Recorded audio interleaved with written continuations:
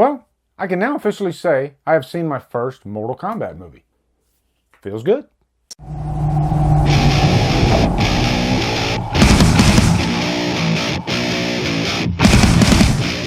Mortal Kombat stars Lewis Tan, Jessica McNamee, Josh Lawson, and is directed by Simon McCoy. What's up, guys? I have kind of a weird history with Mortal Kombat because it's one of those properties where I've never seen any of the movies, but I love, and I mean freaking love, the soundtrack. Like, the soundtrack to Mortal Kombat 1995 is probably one of my favorite soundtracks ever. You know, it's got a nice mix of different genres of music. I'd say like half the album is like metal and the other half is like electronica dance type stuff. And you know, a couple tracks like Control by Tracy Lords. That's a track that I run to, I work out to quite often for like, you know, since the last 20 something years. And also, like, I heard like Brandon Lee from The Crow was actually in line to play one of the characters from the first movie. I think he even had the part before he passed away. So it's interesting what would have become of the first movie if Brandon had been in the role. Now we have, you know, Mortal Kombat 2021, and I'm not even going to address Mortal Kombat Annihilation because I hear that's like horrible, like really, really bad. But, you know, just wanted to share my, like, I guess, history with the movie that I never saw. Maybe one day I'll finally watch it, you know, because I love the freaking music. There are elements of the music in this movie, just little snippets here and there, but really the score is its own thing. So anyway, first off, let's go quick plot synopsis. It really is a superficial type of plot, you know. You have these villains from what's called the Outworld, and there's this tournament that happens, and they always try to take over the tournament, win the tournament for global domination. So it's up to Earth's mightiest champions to take on the enemies of the Outworld. And so you got our main character Cole, who has to find all the heroes on Earth. Now, of course, Mortal Kombat has a supernatural element to it. Every one of, you know, Earth's heroes has what's called like an arcana, which is basically like a special power that they don't know they have. And it comes out at, you know, moments where it's like the most intense. They're in the heat of battle. And so it's like they find the prize in the Cracker Jack box when they're in the middle of the fight. They figure out what their skill is. And that's part of the fun of the movie, is figuring out what kind of powers these guys are going to have. And of course, there are different like tiers in this movie. Like, you have the God level tiers. Of course, Sub-Zero. There is this character at the beginning of the movie centuries ago by the name of Hanzo Hasashi. And he is, you know, probably the most powerful being on Earth. But at the beginning of the movie, he goes against Sub-Zero, who goes by a different name at that point in the movie. Later, he earns the name Sub-Zero. And you will know firsthand how dangerous Sub-Zero is, because his presence is felt before he even like raises his fist. He has this power to like form ice, control ice, and just very dangerous. I've never seen like a character with the power to freeze people be so dangerous, because we've seen that in other movies before. But I guess when it's an evil person that's this seasoned, then it just becomes that much more dangerous. So then you have all these like Earth's heroes that come to this training center together to hone their skills. And you have this guy that's like, let's just say he's like Thor. You know, he has this power of lightning. He comes down to assemble them, and I guess to kind of like guide them.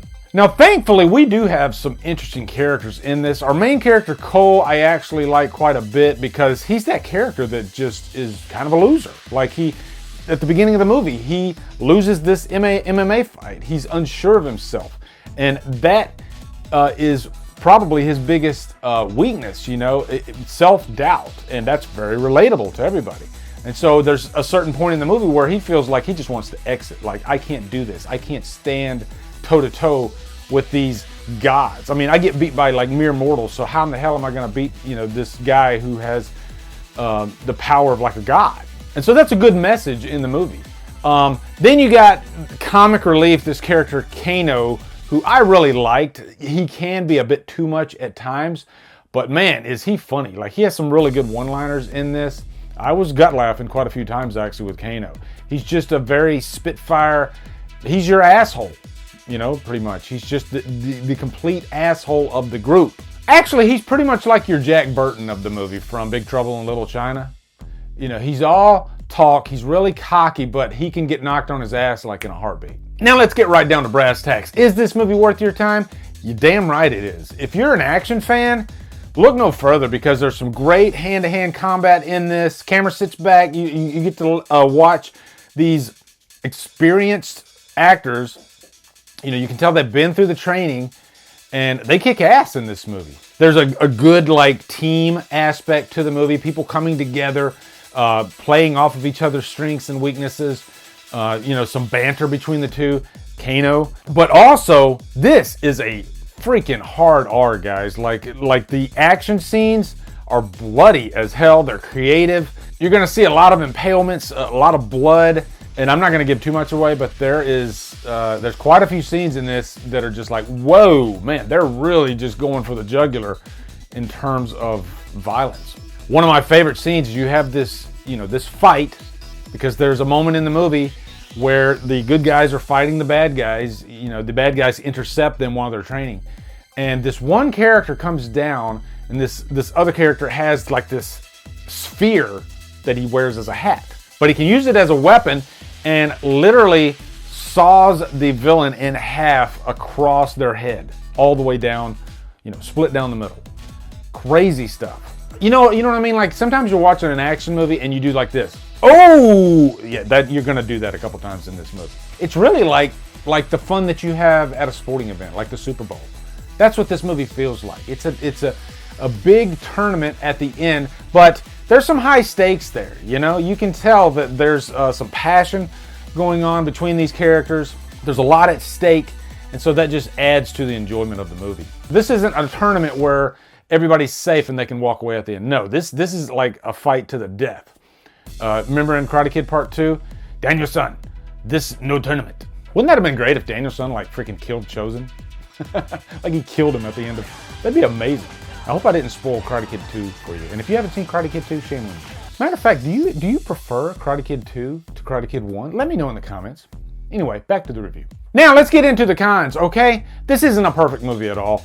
There is a heavy level of superficial characters. You know, you're not going to go too deep with really any of these characters, except for our main character Cole, and you know he's a descendant of Hanzo, and that's the most interesting part of the movie. But outside of that, most of these characters are pretty one-dimensional. Not all of the humor lands, but it doesn't get in the way at all. This isn't a comedy. This is a great, fun action movie. So I definitely had a blast with this. Gonna give it, I'm teetering between like a high humdrum, and I'm gonna stick with a high humdrum. Almost a purchase worthy, but might as well call it a purchase worthy because I would definitely buy it. I mean, this is like demo worthy type stuff. And by the way, this is the first time I opted to watch something on HBO Max instead of going to the theater, which I think is kind of cool. Because I was originally planning on going to the theater, but then I was just thinking, no, I'll actually just go get me some Zaxby's wings and fries. I'll come home. I'll throw the movie on at my own leisure. If I gotta go to the bathroom, I'll do that. And it seems like it's a win-win because this movie's still making money. Like it made $10 million on its first night. We just heard that Godzilla vs. Kong has passed like 400 million worldwide.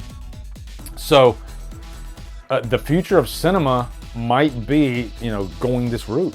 They might stay the course with this HBO Max thing if everybody's happy.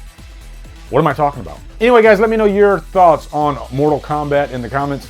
Looking forward to hearing them. Also, be sure to come over to Killer Flicks, where we talk horror all day and every day. And on Fridays, we do Free For All Fridays. Follow me at Drumdums on all my socials.